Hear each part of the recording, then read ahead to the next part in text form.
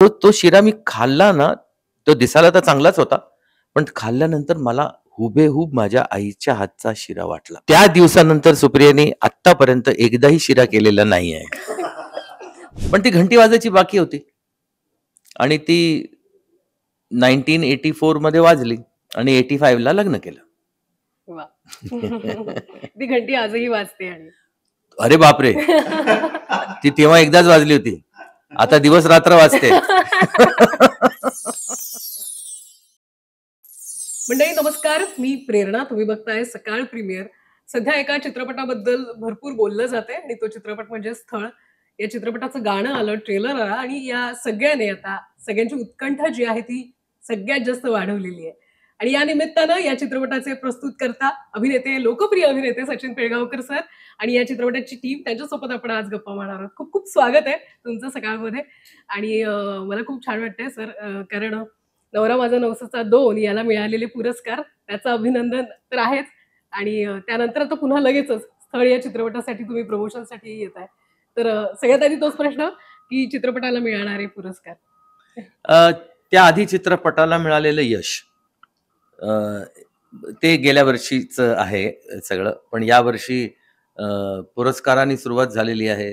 Zee गौरवनी या चित्रपटाला blockbuster of the year 2024चा पुरस्कार दिला. नवरा माझा नवसाचा 2 च्या संबंधातच. हो. आणि ठीक आहे, मला त्याचा खूप आनंद आहे. पण त्याचबरोबर मला ती गणपती बाप्पांचा आशीर्वाद असा वाटतोय. म्हणजे तो अशा रूपाने मिळतोय. म्हणजे पहिल्यांदा यशाच्या रूपाने मिळाला हो. आणि मग अवॉर्ड्सच्या रूपानं मिळतोय.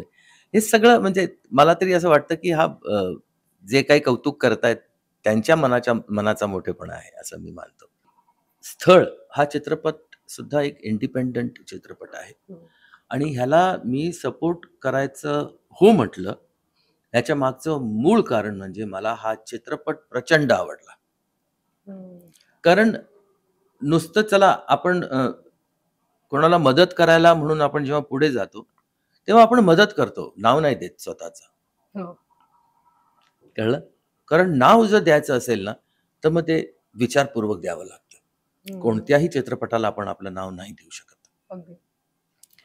पण हा चित्रपट त्या तोडीचा आहे.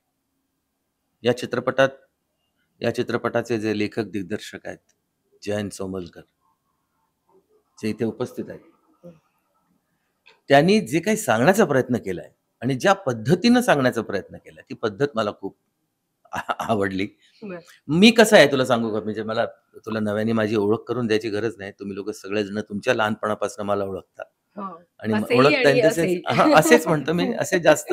कारण तेव्हा तर लहानपणी तुम्ही 4-5 वर्षाचा असताना फक्त सचिन, सचिन, सचिन हे नावच माहिती असतं. अगदी. त्याबद्दल त्यांनी काय केलंय, काय नाही केलं ह्याची जाण तुम्हाला नेहमी मोठं झाल्याशिवाय नाही होऊ शकत. अगदी. तर तुम्ही मोठ्या झालात सगळ्या मुली आणि मग माझे चित्रपट पण पाहिलेत, सगळं केलं. तर तुम्हाला माहिती असेल ना, की माझी शैली कशी आहे. माझी शैली मला जर काय सांगायचं जरी असलं, तरी सुद्धा मी ते अतिशय शुगर कोटेड सांगतो. मी ते कमर्शियल त्याचा अप्रोच जो असतो माझा तो कमर्शियल असतो. त्यामुळे तो लोकांना भावतो किंवा भावू शकतो, असं मला वाटतं. हं. हा चित्रपट त्या अ, अ, धर्तीचा जरी नसला, त्या पद्धतीच्या मांडणीचा जरी नसला, तरी मेसेज देण्याचा प्रयत्न जयंतनी अतिशय एंटरटेनिंग वेनी केलेला आहे. वाह! त्याची जी पद्धत जयंतनी अ, हं. स्वीकारली आहे आणि साकारली आहे, ती अतिशय आवडणारी आहे लोकांना. लोकांना कदाचित असा पण समज असेल स्थळ या चित्रपटाबद्दल, की हा एक टिअर जर्कर चित्रपट आहे. हा एक रडवा चित्रपट आहे हं. किंवा असं नाहीये.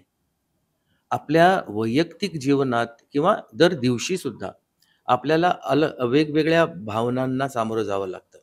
अगदी. कधी थकवा असतो, तर कधी उत्साह असतो. हं. कधी आपल्याला कुठली गोष्ट कोणाची खटकते किंवा कोणतरी आपल्याला असं काहीतरी बोलून जातो, जे आपल्याला आवडत नाही, मनाला कुठेतरी दुखापत होते. त्याचबरोबर एक अशी व्यक्ती पण त्या दिवशी भेटते आपल्याला, जी आपल्याला खळाळून हसायला लावते. हं. एक कोणतरी आपल्या जीवनात एक इम्पॉर्टंट कोणतरी व्यक्ती असते, मग तो आपला बॉयफ्रेंड असो किंवा गर्लफ्रेंड असो. त्यांनी आपल्या आयुष्यात एक काहीतरी तो मोमेंट करतो, ज्या मोमेंटला आपल्याला एक स्माईल येतं चेहऱ्यावरती आणि थोडे डोळेसुद्धा पाणवतात. हं. कळलं? अशा वेगवेगळ्या पद्धतीच्या मोमेंट्स वेगवेगळ्या लोकांना दर दिवशी अ, पाहायला मिळतात किंवा एक्सपिरियन्स करायला मिळतात. तसाच हा चित्रपट आहे. मला आय फील प्राउड की अशा या चित्रपटाच्या बरोबर सचिन पिळगावकर हे नाव येतंय. हं. आणि ते नाव आल्यामुळे कुठेतरी प्रेक्षकांनाही माहितीये, की मनोरंजनाची खात्री असणार त्यामध्ये. मी नंदिनी तुला विचारेन कारण the great Sachin Pilgaonkar sir आता मुलाखतीच्या वेळेस तुझ्या बाजूलाही बसलेत. चित्रपटात प्रेझेंट करतायत. प्रमोशन दरम्यान तुमच्यासोबत फिरतात. काय भावना आहे ही? कारण तूही त्यांचे चित्रपट बघत मोठी झाली आहेस. मी पण त्यांचे चित्रपट बघून मोठी झाली आहे फॅमिलीसोबत. लहानपणी त्यांना बघताना खूप मज्जा यायची. ते फॅमिली एक फॅमिली गेट टुगेदर सारखा. हां. आणि आता त्यांच्यासोबत बसून आणि ते स्थळला प्रेझेंट करत आहे. एक्सपेक्टेड नाही होता.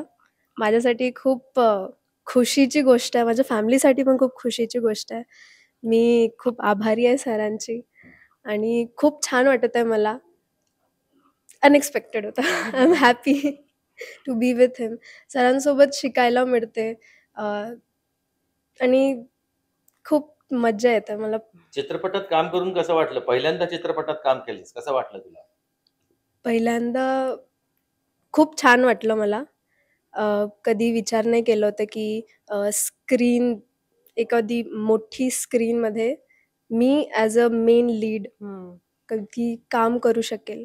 कधी एक्सपेक्ट नाही केलं होतं आणि खूप काही शिकायला मिळालं मला फिल्मची दुनिया. कारण त्याआधी मी स्क्रीनच्या समोर बसायची. हं. पण आता मला स्क्रीनच्या मागे काय चालू असते ते मी खरंच बघितलं आणि खूप मज्जा आली मला. वाह! तुला अजून एक गोष्ट सांगतो हां सर. या चित्रपटातली, की हे सर्व कलावंत जे आहेत ना, ते सर्व त्या भागातले आहेत. हं. म्हणजे विदर्भाचे तर आहेत, पण एक विदर्भात सुद्धा वरोरा नावाची एक जागा आहे चंद्रपूर जिल्ह्यामध्ये. बरं. आणि त्या वरोराच्या जवळ एक गाव आहे, डोंगरगाव. हं. त्या डोंगरगावात या चित्रपटाचं चित्रीकरण झालेलं आहे. बरं. आणि यातले जे सर्व कलावंत आहेत, ते विदर्भाचे पण आपण म्हणू शकतो. हं. चंद्रपूर जिल्ह्यातले पण म्हणू शकतो. वरोऱ्याचे सुद्धा म्हणू शकतो आणि डोंगरगावचे पण म्हणू शकतो. पण त्याच्या व्यतिरिक्त कुठूनही नाही. एकही कलावंत हं. नाही. त्यामुळे यांची भाषा जी आहे ना, आता तू ऐकलं पण असशील हो, ऐकलं. हिच्याकडनं, हो. त्यांच्याकडनं पण ऐकशील तू. आणि जयंत स्वतः तिथला आहे, डोंगरगावचा आहे. काय थॉट होता हा चित्रपट करत असताना? फेस्टिव्हल्समध्येही तुम्हाला त्या पद्धतीच्या प्रतिक्रिया आल्या असतील? प्रतिक्रिया तर खूप मस्त आल्या. म्हणजे फेस्टिव्हल असो, म्हणजे आतापर्यंत खूप साऱ्या फेस्टिव्हलमध्ये हा सिनेमा दाखवण्यात आलाय. म्हणजे आमचं वर्ल्ड प्रीमियर झालं होतं टोरॉन्टो इंटरनॅशनल फिल्म हं. फेस्टिव्हलला. हं. तिथे तर इंटरनॅशनल ऑडियन्स होती. तिथे पण म्हणजे अनएक्सपेक्टेड रिस्पॉन्स मला मिळाला. कारण तिथे तर 10-12 लोकं जे असतील त्यांना मराठी काही लोकं होती. पण बाकी तर सर्व नॉन मराठी आणि बाकी इंटरनॅशनल ऑडियन्स होती. पण सबटायटल वाचून सुद्धा फिल्मचं जे म्हणजे त्यांना तर भाषा माहीत नाही, पण तरी पण त्यांना ते इमोशन, कारण इमोशन युनिव्हर्सल असतात. राइट. त्यांना ती फिल्म टच झाली. म्हणजे सेम रिस्पॉन्स मला मामी film festival, Pune film festival, Ajanta Ellora film festival आणि बाकी सर्वत्र बंगलोर. हं. तर मला माहिती होतं की आम्ही एक चांगली फिल्म बनवली, पण असा रिस्पॉन्स मी खरंच एक्सपेक्ट नव्हता केला. ॲक्च्युअली की हं. त्या टीपमध्ये सिलेक्शन होऊन तिथे आम्हाला अवॉर्ड सुद्धा मिळणं की as a best Asia Pacific film. नंतर मामीचा रिस्पॉन्स, औरंगाबादचा रिस्पॉन्स तर अनएक्सपेक्टेड होतं. फिल्मची सुरुवात तर ॲक्च्युली तुम्ही बघितलं असेल याच्यामध्ये ट्रेलरमध्ये पण हे एक ऑब्झर्वेशन्स आहे माझं. मी त्याच भागातला आहे. जसं सरांनी सांगितलं मी डोंगरगावचा आहे. ते माझं जन्मगाव आहे आणि ज्या घरी ते फिल्म शूट केली ते माझं जन्मघर आहे. त्या घरात माझा जन्म झाला आहे. त्यामुळे बरं. खूप माझं तिथेच पर्सनल चित्रीकरण केलं तुम्ही? तर खूप पर्सनल कनेक्शन आहे. त्या घरात माझा जन्म झाला होता.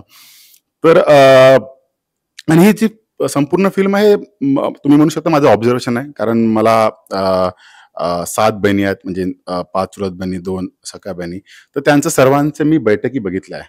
जे कांदा पोहाचा कार्यक्रम मी लहानपणापासून बघत आलेलो आहे. मी लहान आहे आणि मी त्या बैठकीमध्ये लोकांना पाण्याचा ट्रे घेऊन नाही का ते पाणी पण पाजलेलं आहे. बरं. तर त्यामुळे मी लहान असताना, आता नाही. तर तर जेव्हा मी ऍक्च्युली ह्या फिल्मची कल्पना मला 2016 मध्ये आली. जेव्हा मी एका बैठकीला गेलो होतो माझ्या चुलत भावाच्या, आणि मी त्या बैठकीमध्ये पहिल्यांदा दुसऱ्या बाजूला बसलो होतो, म्हणजे मुलांच्या बाजूला, बरं. मेन गँगमध्ये. ठीक आहे. आणि तुम्हाला माहित असेल की बैठकीमध्ये जे प्रश्न विचारतात आपण, नाव, गाव, जे व्हॉट एव्हर, अगदी. तुम्ही जे करता, तर मला ते जे आपली जी पद्धत आहे त्यामध्ये जे आपण जे मुलींचं किंवा स्त्रियांचं जे ऑब्जेक्टिफिकेशन होतं, आपण तिला जज करतो, म्हणजे कशी दिसते, तिची हाईटनी जज करतो, कलरनी जज करतो ना, ते जे ऑब्जेक्टिफिकेशन मला थोडा खटकलं, आणि तो स्टार्टिंग पॉइंट आहे ह्या फिल्मचा. आणि जेव्हा मी मुंबईला आलो आणि शेफालीला सांगितलं की तिला माहित नाही ही पद्धत, तर तिने मला सांगितलं की तू लिही याच्याबद्दल, आणि मी ती फिल्म लिहायला सुरुवात केली, आणि बनता ऍक्च्युली आता 2024 उजाडलं. नक्कीच. या. पण तेच असतं ना, की तो एक ऑब्झर्वेशन मधनं आपल्याला समाजातल्या घडामोडी असतील किंवा त्या सगळ्या गोष्टी आपल्या त्या मनात राहतात, आणि कुठेतरी असं वाटतं की याच्याबद्दल बोललं पाहिजे, कुठेतरी आलं पाहिजे, आणि ते मला वाटतं चित्रपट स्वरूपात ते समोर बिलकुल बिलकुल. कारण आपण तर लहानपणापासून, म्हणजे मी बघत आलो आहे, पण असं ना की आपण ऍज अ किड आपण you don't question the system, basically आपण बरोबर. बघत आलोय. पण नंतर आपल्याला समजतं नाही याच्यामध्ये काहीतरी, म्हणजे मी नाही म्हणत की ही सिस्टम आपण क्वेश्चन करत नाही, म्हणजे म्हणजे वर्षांपासून सुरू आहे ते, त्यामुळे आपल्याला वाटतं काहीतरी आहे, पण आपण ती त्याची कधी सवय सवय झालेली आहे ऍक्च्युली आपल्याला. आपण त्याला क्वेश्चन करत नाही, आपण कधी आत्मपरीक्षण करत नाही की ह्या गोष्टी चांगल्या आहेत की वाईट आहे. तर तोच एक माझा विचार आहे की ह्या गोष्टीमध्ये बोलावं. आणि मी असं नाही की प्रिची काही भाषणबाजी ह्या फिल्ममध्ये नाही. सरांनी सांगितलं, हा म्हणजे आपल्या भाषेतला म्हणजे डेली ऑब्झर्वेशन, याच्यामध्ये ह्युमर आहे, याच्यामध्ये गाणी आहे, याच्यामध्ये काय म्हणू शकतो तुम्ही, सर्व जे नवरस असतात फिल्ममध्ये, आणि ते सर्व आहेत, त्यामुळे तुम्हाला आवडेल. आणि जसं सरांनी पण म्हटलं की अनुभव आहे, तुम्ही म्हणजे मी गॅरंटी देतो ऍक्च्युली की तुम्ही जाल पहिल्या सीन पासून तुम्ही हुक होणार ना, तुम्हाला वाटेल की तुम्ही खरंच त्या डोंगर गावामध्ये आहात, तुम्ही खरंच सविताच्या फॅमिली सोबत आहेत, तुम्ही खरंच दौलतरावचं दुःख तुमचं दुःख आहे असं तुम्हाला वाटेल. कारण तेवढी फिल्म ही पॉवरफुल झाली आहे असं मला वाटतं, आणि लोकांना पण वाटतंय. नक्कीच.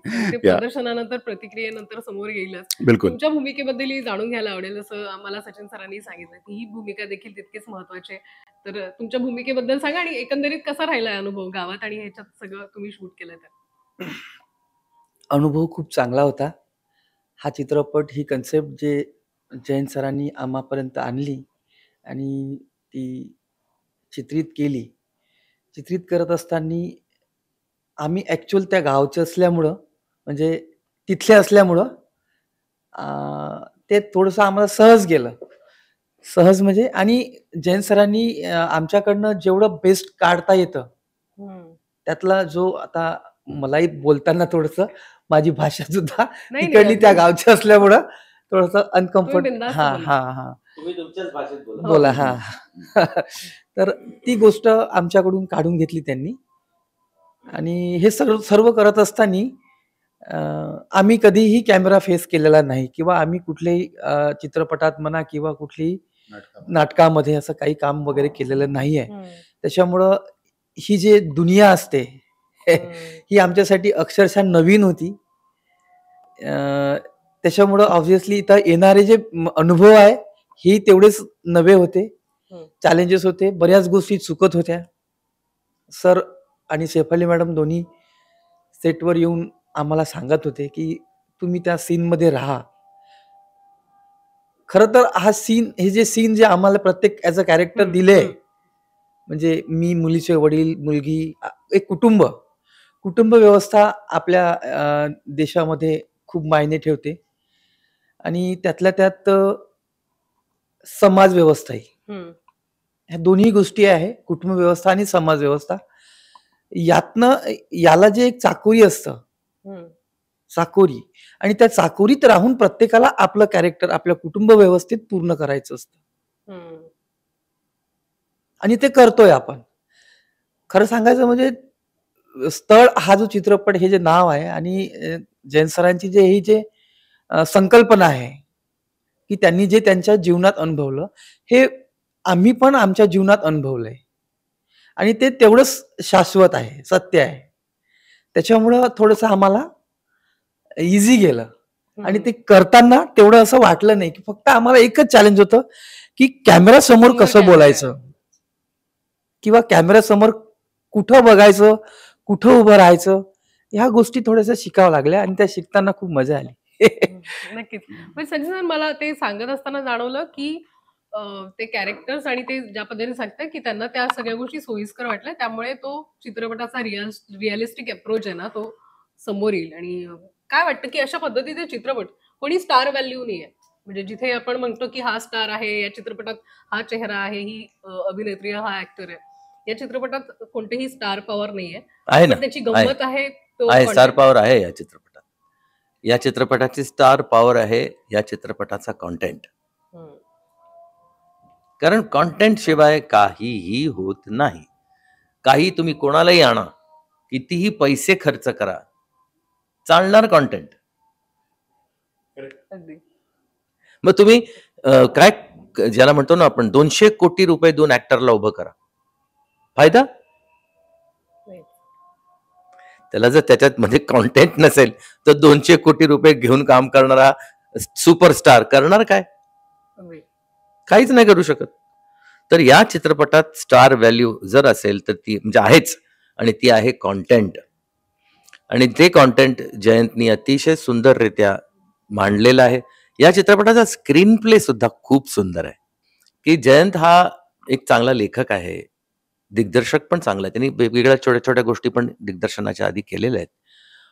पण लेखन म्हणून जयंतनी काय केलंय ते जयंतच्या तोंडून आपण ऐकूया. You will be surprised to know की त्यांनी याआधी काय-काय लिहिलंय.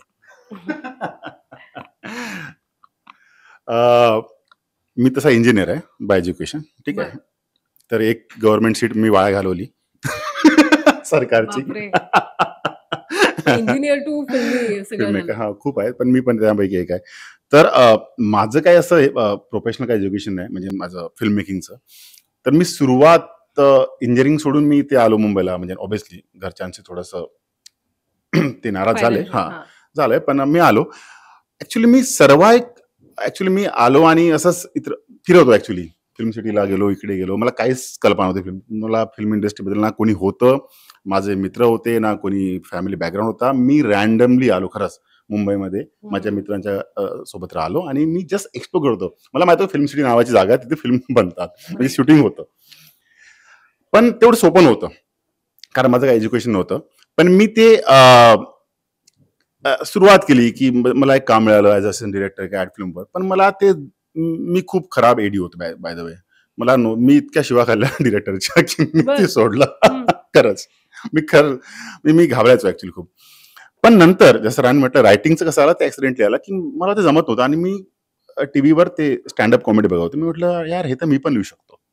तर हां. मी त्यांना रँडमली फोन केला आणि त्यांना मी विचारलं, की असं. ते म्हणे, की "आओ मिलने आ जाओ." मी त्यांच्या सेटवर गेलो आणि तिथे मी ते सुरुवात केली. तर तसं ते माझं रायटिंगमध्ये माझी सुरुवात सुरुवात झाली. झाली. आणि मी ओके. कॉमेडी सर्कस लिहिलं, स्टँडअप कॉमेडी. मी ओह! सुरुवातच तिथनं केली आहे रायटिंगची. वॉव! हां, कॉमेडी सर्कस लिहिलं. इंटरेस्टिंग. म्हणजे काही वर्ष लिहिले मी. त्यानंतर मी ॲनिमेशन सीरीज लिहिलं, किड्स ॲनिमेशन सीरीज. ओके. हां, एक बंधू बुडबक नावाची सीरीज होती. त्यामध्ये जवळपास 150 एपिसोड विथ माय हं. पार्टनर अंबर. त्यासोबत लिहिलं आहे मी.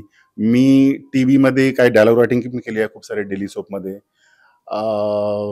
त्याच्या व्यतिरिक्त मी नंतर लिहिता मला वाटलं एक फिल्मचा किडा होताच. कारण मला ॲक्च्युअली जसं मी मामी फिल्म फेस्टिवल हां. जे आपलं आहे मुंबईचं, ते जेव्हा मी टेलिव्हिजन लिहायचो तेव्हा मी ॲक्च्युअली हा फिल्म फेस्टिवल बघायचो. तेव्हा मला वाटलं, की यार फिल्म बनाते हैं. पण चित्रपटाचा विषय आणि चित्रपटाचं टायटल आहे स्थळ. तर त्याबद्दल थोडेसे गमतीशीर काही प्रश्न मला सचिन सरांनाही विचारायचे आहेत. त्यांना अंदाज आलाच असेल, की काय प्रश्न येतील आता समोरून. कारण आपण इतके वर्ष अगदी म्हणजे मला वाटतं तुम्ही 3 वर्षाचे होतात सर, जेव्हापासून तुम्ही कामाला सुरुवात केली? 4.5. 4.5 वर्षाचे होतात तेव्हापासून. इतका गोड गोंडस चेहरा आणि त्याच्यानंतर तरुणाईतही काय कमालीचे दिसायचे सचिन सर. किती स्थळ आली होती तुम्हाला? आली होती. पण त्याबद्दल जास्त माझ्या आईला माहिती आहे. वडिलांनाही माहिती होतं. माझ्यापर्यंत ते जरा थोडंसं स्ट्रेन झाल्यानंतर यायचं. म्हणजे ते खूप चर्चा झाल्यानंतर तुमच्यापर्यंत मग नाही, पण त्यातलं कुठलं ते फिल्टर व्हायचं सगळं. फिल्टर होऊन यायचं हा, तुमच्याकडे. ते फिल्टर होऊन मग यायचं. माझ्या मते माझ्या समोर काहीतरी 3 किंवा 4 स्थळं आली होती तेव्हा. पण मी म्हटलं बघूया आता काय, म्हणजे बघू. पण ती घंटी वाजायची बाकी होती आणि ती 1984 मध्ये वाजली आणि 85 ला लग्न केलं. वा. ती घंटी आजही वाजते आणि अरे बापरे, ती तेव्हा एकदाच वाजली होती, आता दिवस रात्र वाजते. वा. पण त्यावेळेसची गंमत कशी होती जेव्हा स्थळ बघायचे आणि हा जो काही प्रकार होता या चित्रपटाच्या निमित्तानं ते एक वेगळं पण बघतोय की गावाकडचं कसं असतं, हो. तुम्ही ते काय कशा पद्धतीनं ते अनुभवलं होतं? नाही, माझं तसं स्थळ पाहायला जाणं वगैरे कधीच नाही झालं. हम्म. कांदे पोहेचा समारंभ किंवा कार्यक्रम माझ्या आयुष्यात कधीच नाही झाला. हम्म. मी पहिल्यांदा सुप्रियाच्या हातचा गोड शिरा खाल्ला ते आमचं लग्न ठरल्यानंतर, आणि तो तिने पहिल्यांदा तिच्या हातचं मी काहीतरी खाल्लं होतं तिच्या घरी जाऊन. आमचं लग्न तेव्हा तेव्हा ठरलं होतं आणि पहिल्यांदा लग्न ठरल्यानंतर मी सबनीसांच्या घरी गेलो होतो, जावई म्हणून, होणारा जावई म्हणून. आणि मी तिथे गेल्यानंतर मग ती काय जी अवभगत होती ती वेगळ्या प्रकारची होती. त्या आधीही मी गेलो होतो, पण ती सिच्युएशन वेगळी होती, ही सिच्युएशन वेगळी होती. आणि तेव्हा सुप्रियाच्या हातचा मला तो गोड शिरा, एक तर मी सगळीकडे शिरा खात नाही, हम्म. गोड शिरा नाही. माझ्या घरचाच खातो मी फक्त, कारण माझा तसाच लागतो मला तो शिरा. त्याच्याहून मग तो जरा ती चव थोडासा, तीच पाहिजे ती तुम्हाला. चव तशीच हवी. मग तो ब्राऊन झालेला वगैरे असला तर मला आवडत नाही खाताना, हम्म. कारण मी माणूस नेहमी डोळ्यांनी आधी खातो मग तोंडाने खातो, या विचारांचा मी आहे. आय एम अ फूडी, हम्म. कळलं की नाही. तर तिने तो शिरा केला म्हटल्यानंतर मी घाबरलो. म्हटलं हा कसा करेल, ती शिरा कसा केला असेल. तर तो शिरा मी खाल्ला ना, तो दिसायला तर चांगलाच होता, पण खाल्ल्यानंतर मला हुबेहूब माझ्या आईच्या हातचा शिरा वाटला. So sweet. आणि मला डेफिनेटली माहिती होतं की हा तिनेच केलेला आहे, आईने करून पाठवलेला नाही आहे. हो, हो. त्यामुळे मला आनंद या गोष्टीचा झाला की अरे बापरे, आता माझ्या आईच्या हातच्या सारखंच मला सगळं खायला मिळणार. हम्म. त्या दिवसानंतर सुप्रियाने आतापर्यंत एकदाही शिरा केलेला नाही आहे. मला वाटतं ही मुलाखत पाहावी त्यांनी आणि लगेचच. परत दुसरी गोष्ट काय झाली हम्म. की सुप्रिया जेव्हा लग्न करून घरी आली तेव्हा तिचं वय खूप लहान होतं. हम्म. तर माझ्या आईला घरात सून आली आहे असं वाटण्यापेक्षा घरात आपली एक अजून मुलगी आलेली आहे हम्म. असं तिला वाटलं. त्यामुळे तिला किचन मध्ये जायचीच बंदी केली. बर. नाही, तू काय नाही करायचंस, तू लहान आहेस, तू एन्जॉय कर, मजा कर तुझ्या नवऱ्याबरोबर, मी करीन सगळं, हम्म. असं म्हणून आईने ते सगळं केलं घरी आमच्या. अर्थात हाऊस हेल्प येऊन जायच्या किंवा आईला मदत म्हणून, हो. पण स्वयंपाकाची धुरा जी आहे ती कम्प्लिटली आईच्या हातात तेव्हाही होती, आजही आहे. बर. हा, शी इज 85, हम्म. पण ती माझ्याकरता माशाचं कालवण स्वतःच्या हाताने करते वा. आजही. कळलं? बरं, मग असं झालं की त्याच्यानंतर तिला सवयच नाही लागली हो सुप्रियाला, त्यामुळे तुम्ही तिला ब्लेम नाही करू शकत. हो. तिला जाऊच दिलं नाही माझ्या आईने आतमध्ये, मग ते अंगवळणी पडतं ना शेवटी, मग त्याचा सराव होऊन जातो न जाण्याचा. पण आता कधी काही झालं तर ती, आणि हाताला चव अप्रतिम आहे तिच्या, पण ती म्हणते जेव्हा जरूरत असेल किंवा गरजेचं असेल तेव्हाच मी करेन, हम्म. असं तिचं म्हणणं असतं. पण तो शिरा तिने पुन्हा एकदा बनवावा अशी माझी इच्छा आहे. प्लीज सुप्रियाताई. आणि म्हणजे मला वाटतं तो शिरा सरांनी खाल्ल्यानंतर या मुलाखतीचं सार्थक होईल, काय म्हणतात. पण आताचं युग आता डेटिंग ऍप्स वगैरेचं झालेलं आहे सर, तुम्ही कसं बघता याकडे? कारण बदललंय ते स्थळ बघणं वगैरे या सगळ्या गोष्टी. हो, बदललंय. आता काय ऑनलाईन सुद्धा मुलं मुली पाहणं सुरू झालेलं आहे. हम्म. Dating app he is a different thing, हम्म. दॅट इज ऑल्सो देअर, हम्म. But at the same time स्थळ पाहणं सुद्धा आता ऑनलाईन झालेलं आहे. मॅट्रिमोनी. आणि काही तसं झालेलं आहे, काही चॅटिंग मध्ये सुद्धा झालेलं आहे. म्हणजे इट्स नॉट नेसेसरी दॅट तुम्ही कुठल्याही विवाह संस्थेकडनं तुम्ही जाता, हम्म. तिथे तर असतंच, पण त्याच्या व्यतिरिक्त सुद्धा तुम्ही फेसबुक फ्रेंड्स होतात, मग तुम्ही चॅट करता, सोशल मग सोशल मीडियाच्या थ्रू मग तुम्हाला तसं कोणी आवडलं तर मग तुम्ही त्याच्याबद्दल अजून जास्त माहिती घेता आणि देता, आणि मग तशा पण काही काही गोष्टी जमतात, जुळतात आणि लग्न पण जुळतं, असं पण होतं. झालंय. त्याच्यात काहीही रॉंग नाही आहे असं मला वाटतं. आई वडिलांचा वेळ आणि घरचे कांदे पोहे वाचतात किंवा शिरा वाचतो. किंवा शिरा वाचतो. तर पण जर ठरलं लग्न ना, तुम्ही ठरवलं की मग तुम्ही हवे तेवढे शिरा करा, हवे तेवढ्या वेळेला तुम्ही कांदे पोहे करा, काही करा, पण ते कोणाला तरी उमेद देऊन हम्म. मग ती निराशा होणं इट्स नॉट राईट असं मला तरी वाटतं. त्याच्यामुळे ह्या आजच्या मुलांनी जे काही प्रयत्न केलेले आहेत अशा प्रकारे आपल्या आई वडिलांना त्रास न देता, हम्म. त्याच्यात काही रॉंग नाही आहे असं मला वाटतं. आणि थोडंसं आपल्याला त्यांच्यावर पण विश्वास ठेवणं गरजेचं आहे, नक्की. की प्रत्येक वेळेला आम्ही जे सांगू आणि आम्ही जे ठरवू तेच करेक्ट आहे तुमच्याकरता असा आग्रह धरण्यापेक्षा जर चुकीचं वाटत असेल तर सांगायचं, नाही सांगायचं असं मी अजिबात म्हणत नाही, की तो दुखावेल, त्याचं मन दुखवलं जाईल म्हणून आपण बोलू नये असं म्हणत नाही मी. आपण बोलायचं, हम्म. नक्कीच बोलायचं, पण त्याचबरोबर त्याला सुद्धा त्याचा फ्रीडम द्यावा, त्या मुलाला पण किंवा मुलीला पण. या मताचा मी आहे. नक्कीच. आणि ते त्याच्यात अनुभवाचे बोलही तितकेच आहेत. पण मला नंदिनीकडनं सर जाणून घ्यायचंय, कारण तू खूप उत्तम पद्धतीनं तुझं पहिलंच काम आहे, पण ते तसं वाटत नाही. ज्या काही तू कॉन्फिडन्सने करतेस, तुझ्यासाठी कसं राहिलंय हे सगळं, आणि नेमकी तुझी निवड कशी झाली ती आम्हाला जाणून घ्यायला आवडेल. मी तर 2 ऑडिशन्स दिले. हम्म. एक तर कॉलेजमध्ये नोटीस आलेलं होतं, तर नाही, पहिली ऑडिशन ऑफिशियल ऑडिशन आणि दुसरी ऑडिशन तिच्या हट्टानी. हां, माझ्या हट्टाने.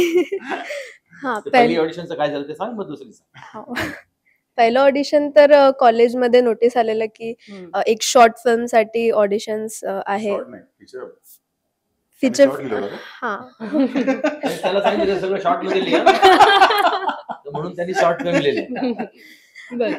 तर तिथे डायरेक्टर जयंत सोमलकर ते इन्फॉर्मेशन होती, तर मी सरांना सर्च वगैरे केली. मी खूप एक्सायटेड होती हम्म. तेव्हा.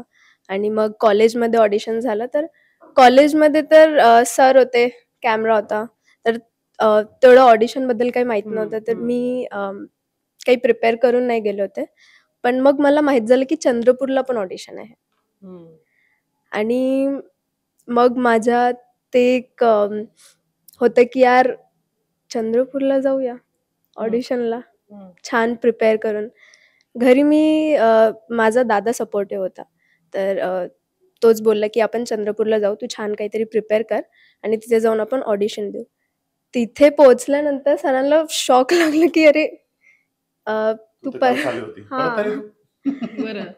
आणि तिथे मी प्रिपेअर करून आले होते, तर छान ऑडिशन झालं, सरांना पण आवडला. आणि एक छोटीशी म्हणजे एक सीन Audition script. हां, ऑडिशन हम्म. स्क्रिप्ट ते मला दिली आणि मी त्याचं ऑडिशन दिलं. आणि मग 1 महिन्यानंतर मला सरांचाच कॉल आला की आय एम सिलेक्टेड. तेव्हा खूप खुश झाली होती मी की वॉव! म्हणजे मी मला असं वाटलं की थँक गॉड मी चंद्रपूरला गेले. दुसरं ऑडिशन हां. वा. पहिल्या तेव्हा ऑडिशनचं तिनं हे थोडक्यात सांगितलं. पहिलं ऑडिशन म्हणजे आम्ही खूप साऱ्या 50-60 मुलींची ऑडिशन घेतल्या होत्या. बरं. त्याच्यामध्ये तिची पहिल्या 10 मध्ये ती येऊन गेली होती ऑडिशन. म्हणजे ऑडिशन म्हणजे जस्ट इंट्रोडक्शन होतं बेसिकली. हम्म. मला जस्ट करायचं होतं की बॉडी लँग्वेज त्यांची. सर्व झालं 3-4 तास जवळपास ना, 4 तास 5 तास, आणि सर्व आम्ही पॅकअप करतो सर्व, आणि ती आली माझ्याकडे. ती म्हणते सर मला परत एकदा करायचं आहे. मी म्हटलं तू ऑडिशन दिलं ना, सांगू आम्ही तुला कळू. नाही ते बरोबर झालं नाही, मला पुन्हा करायचं आहे. नाही बेटा बरं. ठीक आहे. हां, तर मला रडता पण येते. मी म्हटलं ठीक आहे, मला हम्म. डान्स पण करता येते. म्हटलं ठीक आहे, काय हरकत नाही, सांगतो आम्ही. तिला करायचंच होतं असं. हम्म. तिने आपल्या वहीवर तिने ऑटोग्राफ घेतला वगैरे वगैरे. म्हटलं ठीक आहे. मग गेली नंतर. मग सेम कहाणी की दुसऱ्या दिवशी ती परत आली तिथे चंद्रपूरला, जे हम्म. 50 किलोमीटर दूर आहेत तिथनं वररावरनं. हम्म. तिथे आली तेव्हा मला वाटलं अरे बापरे, ह्या मुलीमध्ये एक भूक आहे. 7 मार्चला हा चित्रपट रिलीज होतोय येस. संपूर्ण महाराष्ट्रभरात आणि तुमच्या जवळच्या चित्रपटगृहात. 8 मार्चला इंटरनॅशनल वुमेन्स डे आहे. हम्म. जागतिक महिला दिवस हा आहे 8 मार्चला. त्याचंच औचित्य साधून आम्ही हा चित्रपट 7 मार्चला रिलीज करायचं म्हणून ठरवलं. बरं. काही काही ठिकाणून असं पण म्हटलं जात होतं आता काही दिवसात, की अरे हे आता हिंदी चित्रपट लागलेले खूप जोरात चालू आहेत, तर हं. आपण आपली डेट पुढे ढकलूया का? तर मी म्हटलं नाही. आणि हं. माझ्याबरोबर जयंतनी सुद्धा म्हटलं नाही. आम्ही 7 मार्च ठरवलेली आहे. आम्ही 7 मार्चलाच येणार. असं म्हणून आम्ही 7 मार्चला येतोय. सर्वांना कळकळीची विनंती आहे, की हा सिनेमा चित्रपटगृहात जाऊन पहा. एक. दुसरी गोष्ट म्हणजे आजकाल पायरसी ही गोष्ट इतकी जास्त वाईट झालेली आहे, की सकाळी सिनेमा रिलीज होतो, संध्याकाळपर्यंत लोकांच्या मोबाईलवरती पोहोचलेला हं. असतो. तर त्याला एन्करेज करू नका. त्याचं पहिलं कारण म्हणजे त्याच्यातून आम्हाला काहीच मिळत नाही. निर्माता जे चित्रपट बनवतात त्या लोकांना काहीच मिळत नाही. आणि दुसरी महत्वाची गोष्ट म्हणजे ही यंत्रणा जे चालवतात आणि ते यंत्रणा चालवून जे पैसे कमवतात, ते पैसे आपल्याच अगेन्स्ट वापरले जातात. हं. आपल्याकडे जे काही अतिरेकी हल्ले होतात किंवा जे काही अशा काही अँटी सोशल काही ज्या गोष्टी होतात, त्या गोष्टींकरता हा पैसा खर्च केला जातो. तर त्यामुळे आपल्याला तेवढं दक्ष राहणं फार गरजेचं आहे. हं. कोणी जरी तुम्हाला मोबाईलवर पाठवला, तर तो तुम्ही स्वतः तर डिलीट कराच, पण त्यालाही सांगा की तू पण डिलीट कर. ह्याला प्रोत्साहन देऊ नका पायरसीला, हं. अशी माझी कळकळीची विनंती आहे. नक्कीच, नक्कीच. आणि खूप खूप शुभेच्छा या चित्रपटासाठी. तुम्ही वेळात वेळ काढून मुलाखत दिली त्यासाठी खूप खूप धन्यवाद. थँक यू व्हेरी मच की तुम्ही आम्हाला वेळ दिलात. नाही sir. Thank you. Thank you. Thank you.